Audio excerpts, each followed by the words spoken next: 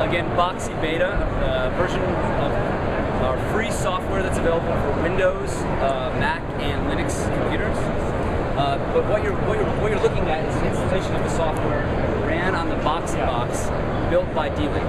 This is just simply a little machine that'll sell for $199 that is targeted to be released late this spring. And it comes standard with this very cool remote control.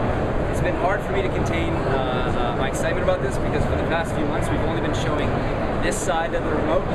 But yesterday we flipped it over for the very first time to reveal that it has a full QWERTY keyboard on the back.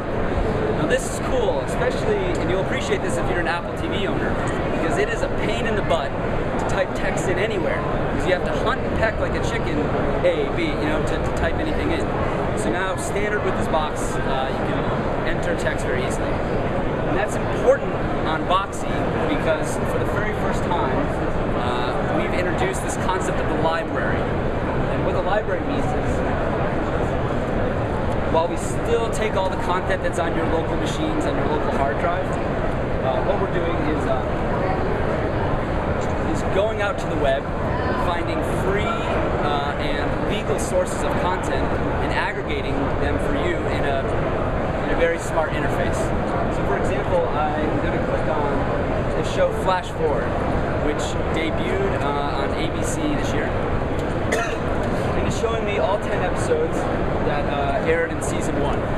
So by clicking on episode 10, it shows me that it's available on ABC with ad support, as well as Hulu. See this little space, this is empty, because later this year we'll be introducing a billing platform which will make it possible for a network to sell content directly to the consumer. So maybe they'll always make an ad-supported version free, but maybe you pay $1.99 to watch an HD version of the show on demand. That's pretty reasonable.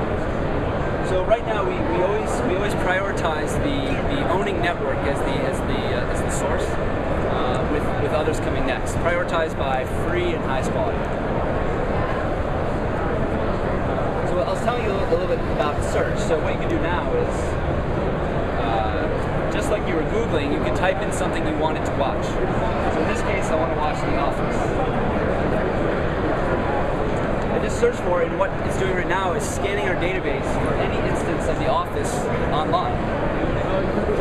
And I click on The Office, and it's showing me that these are the episodes that I find right now. So again, I click on episode 13, and it's telling me it's on NBC this time. And also,